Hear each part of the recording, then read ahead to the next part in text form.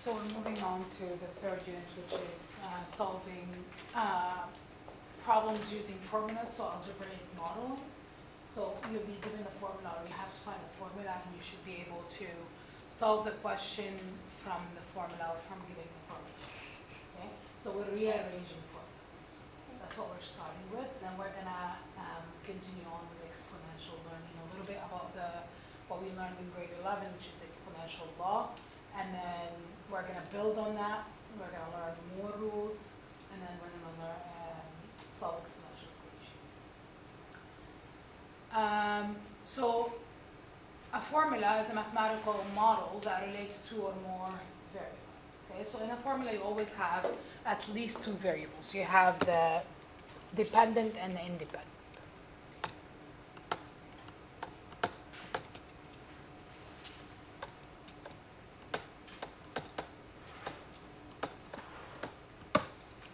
So you always have the dependent and the independent. The dependent is usually on the left side, so that would be by itself. So the P depends on T in this case, right? Where you have P equals to 25T minus 800. So the price depends on how many tickets you sell, right? Or the profit depends on how many tickets you sell.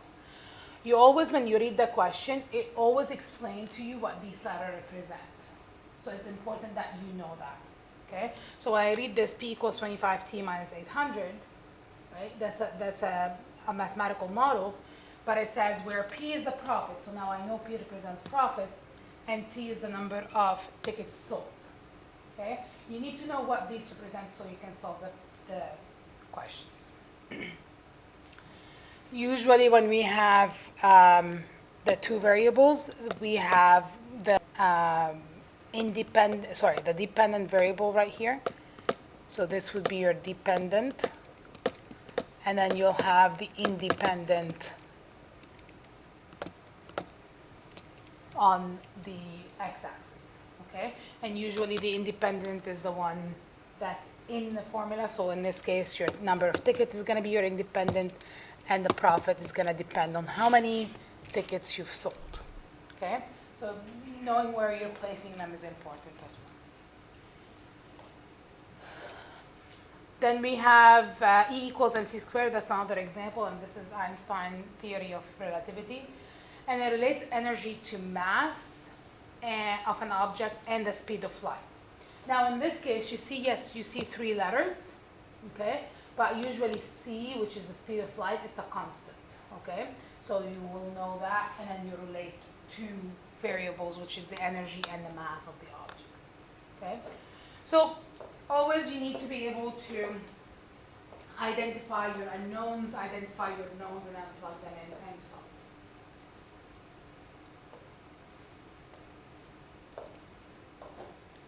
We're going to look at examples on how to solve. These are basically ideas of how can you solve your equation. I would say use the solving equation grasp method, right? Write down your given, write down your equation, what you're required to solve for, and then rearrange the formula and solve, okay? Sometimes you have to make up your own equation, so you have to be careful with that. It doesn't, the formula is not given to you.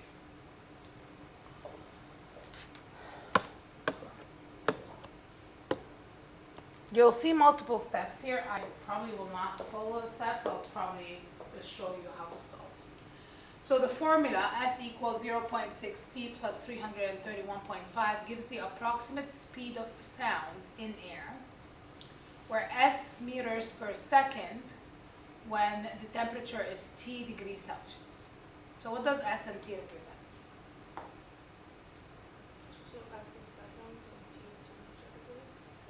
So S is meters per second, which is what? It represents the speed, right? Speed of the sound in the air, which is S, and it's in meters per second. And then the T represents what? Which is temperature, right? So it's temperature in degrees Celsius, okay? So the question is asking you to determine the speed of sound at -40 degrees. So what are you solving for?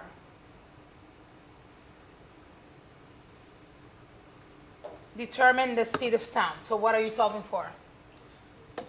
Which is what letter? S. So the required, okay, I'm just gonna do this, okay? The required, or the known information, so whatever I have, whatever I'm given, I know that the speed, I know that the temperature is negative 40 degrees Celsius. Okay, that's what's given to me. I'm looking for, so whatever is required, I'm looking for the speed. I don't know what that is. In the analysis, you write your formula. Now, you don't have to write this for me, right? I'm just writing them so you know the steps, okay? This is given, required, analysis, solve, and then we're going to do the paraphrase. So in the analysis, you have to write the formula. So the formula that is given to me is S equals 0.6 T plus 331.5.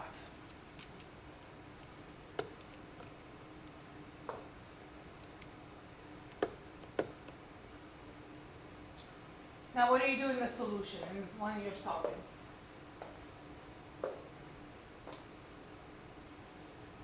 I know the temperature. So what I have to do is I have to replace T with its value. So S equals 0.6 times negative 40. I don't have to include the unit here.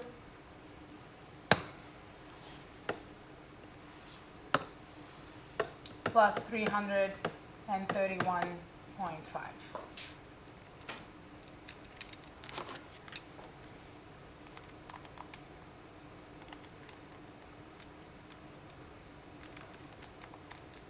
And then I got 307.5. What would be my unit for this one?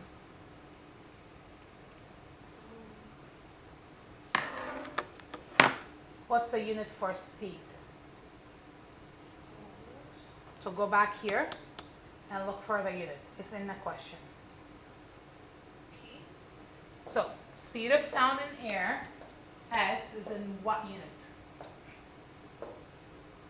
What's your unit for speed? Meters per second. Okay, so the information I've given to you in the question. So that's going to be meters per second. The last thing that you do when you're solving a problem is a paraphrase. So that means your therefore statement. You're going to write therefore the speed of air at negative 40 degrees Celsius is 307.5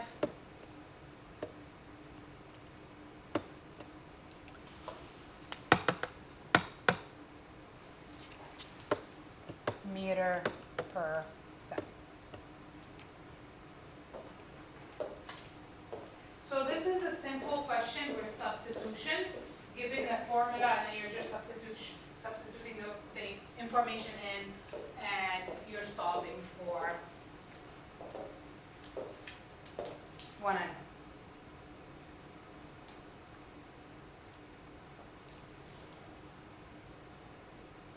Are we okay with that?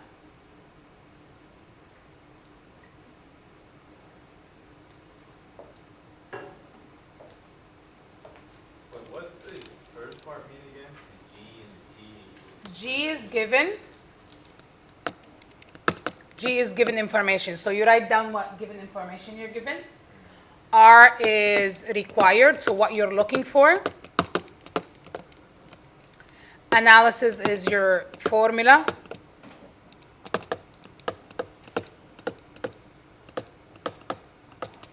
S is for solve, so when you plug in the information.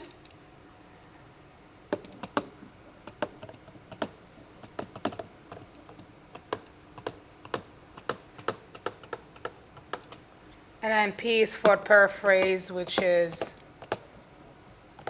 the therefore statement. Okay, so given info. So you're gonna list the information given information, and then required, you're gonna just write the letter that you're looking for.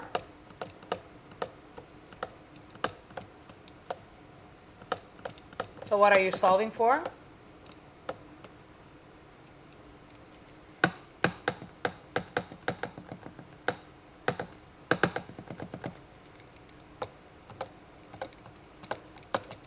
Okay, so we call this GRASP, which is grasp.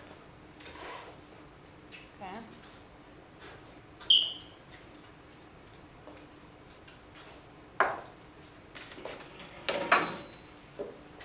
If you want, there is this here solving equation method. Okay, you can also take a picture of that. Are we okay with that?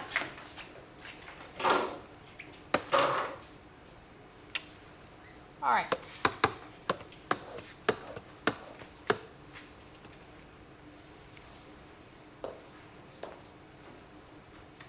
So a landscaper uses a bucket with radius 18 centimeter and a height of 18 centimeter to pour soil into a rectangular planter measuring 1.2 meter by 40 centimeter by 20 centimeter. How many buckets of soil are needed to fill the planter?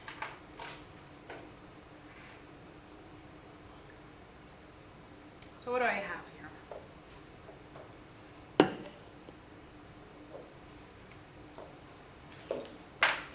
like all the sides, the height, and the radius of it. For what?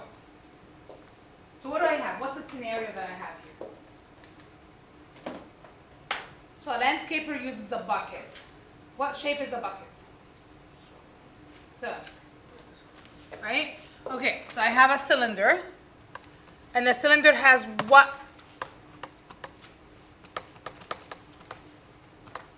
What does it have? What do we know about the cylinder?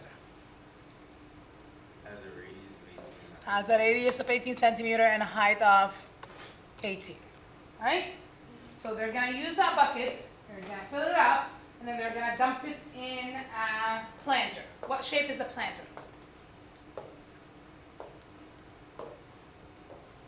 It does say there. What shape is it? The rectangular. A rectangular prism, right? So that means I have a rectangular prism, right? That's very bad drawing, but you know what I mean. Now, what do I know about the rectangular prism? Minus 1.2 meters by 40 centimeters and by 7. So I know the length, width, and height, right? Now, you want to know how many buckets of soil are needed to fill the planter. What do I do? What do I need to solve for? Volume. The volume. I need to solve for the volume of the planter and for the volume of the bucket, the cylinder, and then to see how many I need. Okay?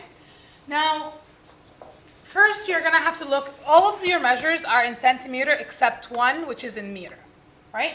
I can't have a mix of units, so I have to have them all in the same meter. So technically speaking, I have to change, which one is easier to change? All of the centimeter or one of the meter to centimeter?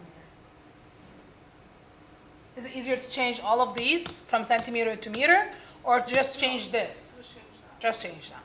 So 1.2 meter to centimeter, I just have to multiply by 100, right? Because remember that every 1 meter, the meter stick, is 100 centimeter. So that is going to give me 1.2 times 100, so it's going to be 120 centimeter.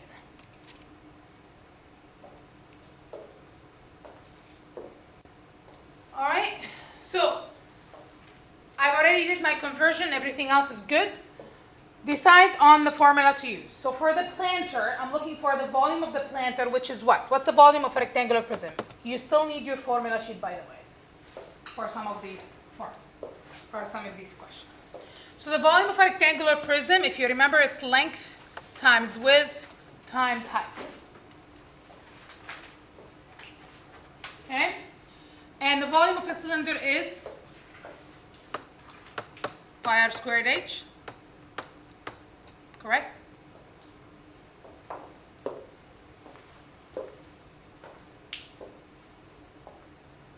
Do I know all the information? Length, width, height. I just have to substitute it in, right? So I have my length, I have my width, I have my height, so I'm gonna multiply them.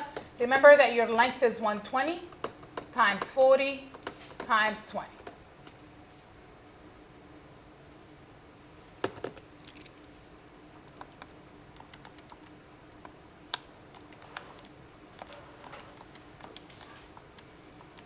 So that's 96,000.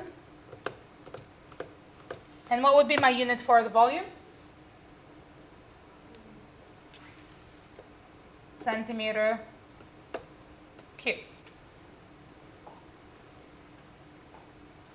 Have to do the same thing for the cylinder. My radius is 18 and my height is 18. So this is your radius, this is your height.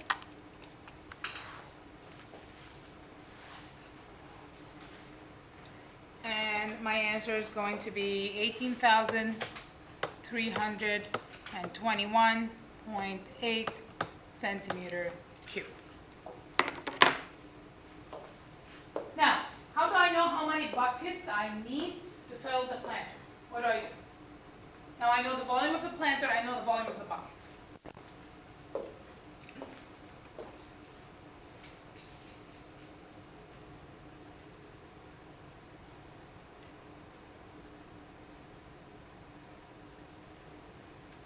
Any idea? Wait, what did you say? So I know the volume of the planter. I know the volume of the bucket.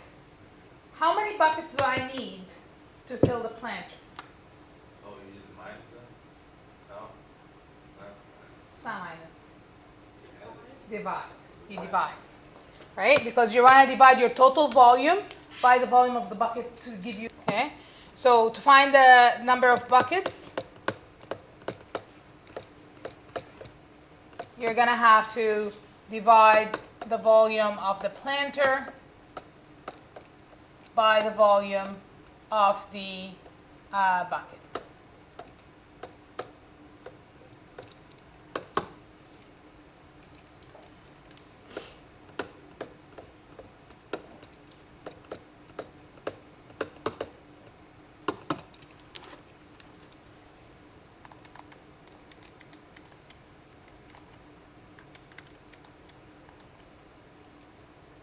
And that's about 5.2, right?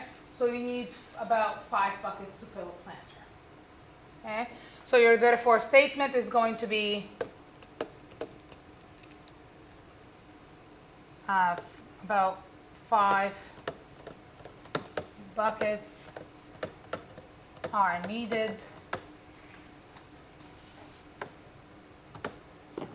to fill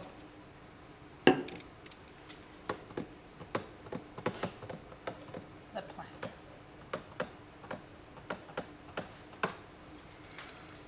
So you see part of this question, they give you the formula, they give you the information, you have to plug them in, but then there's another part where you have to actually find your own formula to solve, okay? Which is the last part right there where I had to find the volume of the planter and the volume, divide the volume of the planter by the volume of the bucket. So these are things that you need to know yourself.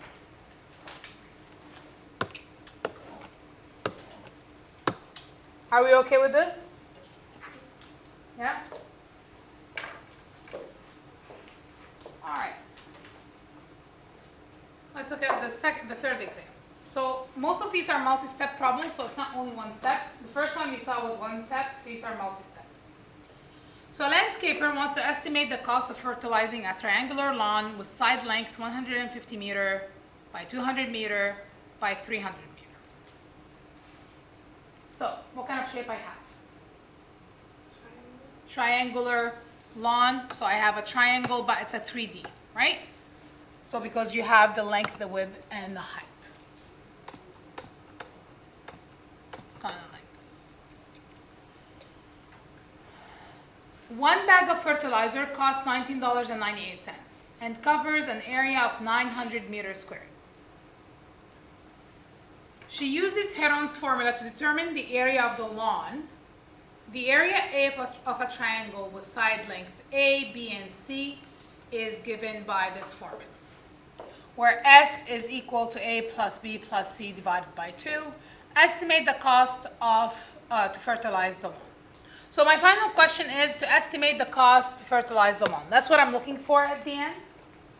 Okay. So what do I need to know? I need to know the area of, not the area actually, it's the volume. Actually, no, the area. Never mind. You're looking for the area of that triangular shape. Okay? Now, to find the area of the triangular shape, what do I need to do? What do I need to know? Did they give me the formula that I need to use? Look at the formula that they have given me. Did they give me the area of the triangular shape?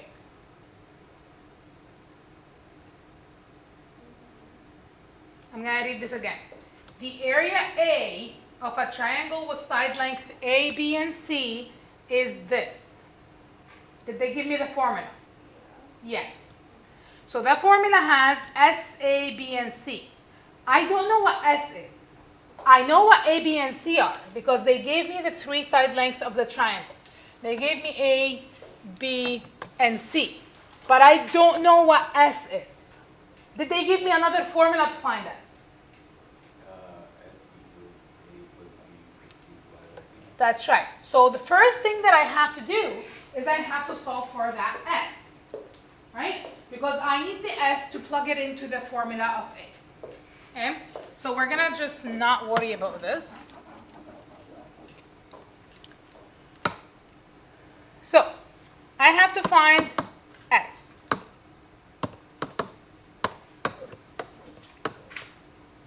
And I know the formula for S is A plus B plus C divided by 2. What's A, B, and C? Can you tell me what was there? 150? I can't remember. 200. And what? 300. 300. So it doesn't matter which one A, which one's B, which one's C, right? Because at the end it's going to be the same. 300. And they're all meter unit, correct? Yeah. All right. So let's plug them in. 150 plus 200 plus 300, all divided by 2. 650 divided by 2 is 325.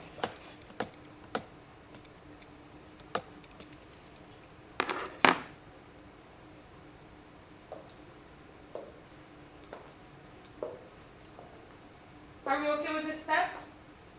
Solving for S?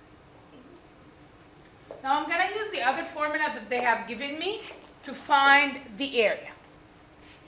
So the area is equal to, what was it, the square root of S minus A, S minus B, S minus C, is that right?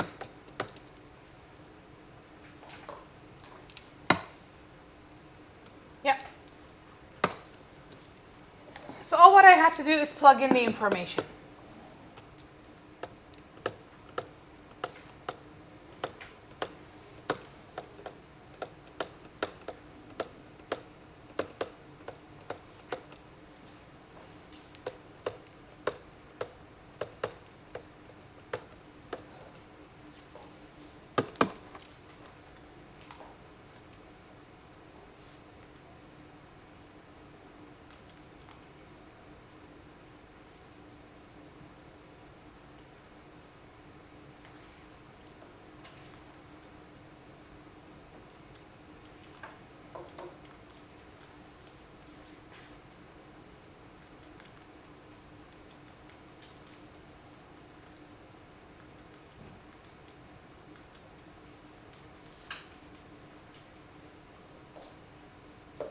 just want to make sure that you're, I have this calculator and I don't really like this calculator. The other one.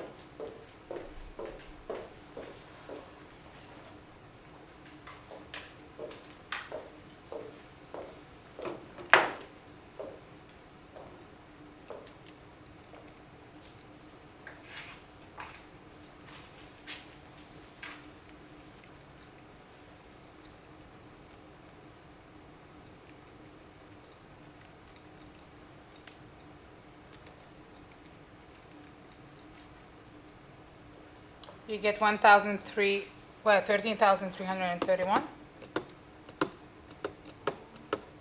that what you guys got?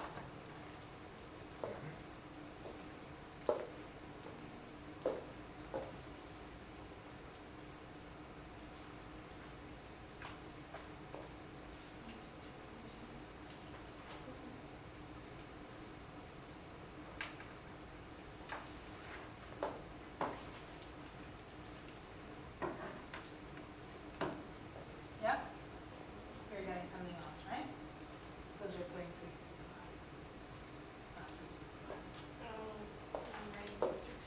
365. Okay. So I know that the area for my rectangular or triangular prism is 1,331.7 meter squared. Now, how many bags of fertilizer do I need?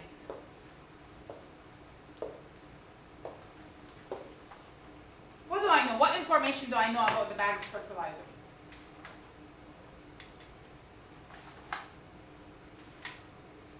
So I'm going to take you back to the question. So I'm going to read this. One bag of fertilizer costs $19.98 and covers an area of 900 meters squared. Per bag covers 900 meters. So it covers 900 meters squared, one bag, right? How many bags do I need? How do I find out how many bags do I need? You divide. Yeah. So the number of bags, I have to divide the total area that I need to cover by the area covered by one bag.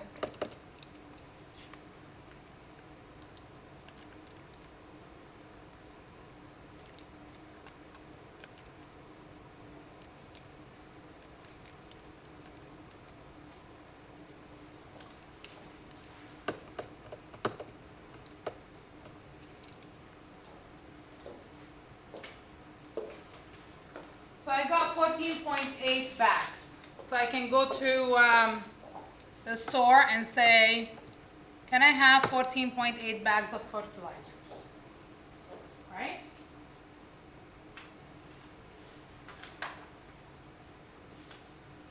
Yes? Can I say I want 14.8 bags? No. What do you have to say? 15 bags, because you can't Yeah. buy part. Even if you got 14.2 bags, right, you still have to buy that extra bag to be able to use that 0.2, okay? So no matter what your answer is, even if it's not close to 15, you're gonna have to say 15, you have to round it up, okay? So that means we need 15 bags. Okay? Now we're gonna have to find the cost because the question is asking me for the cost. So it's as easy as multiplying the number of bags by the cost of the bag.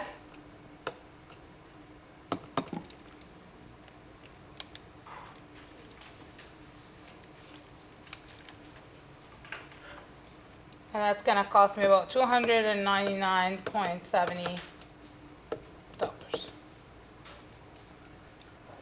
So your final answer, which you're gonna have to include the therefore statement, the total cost of fertilizing the lawn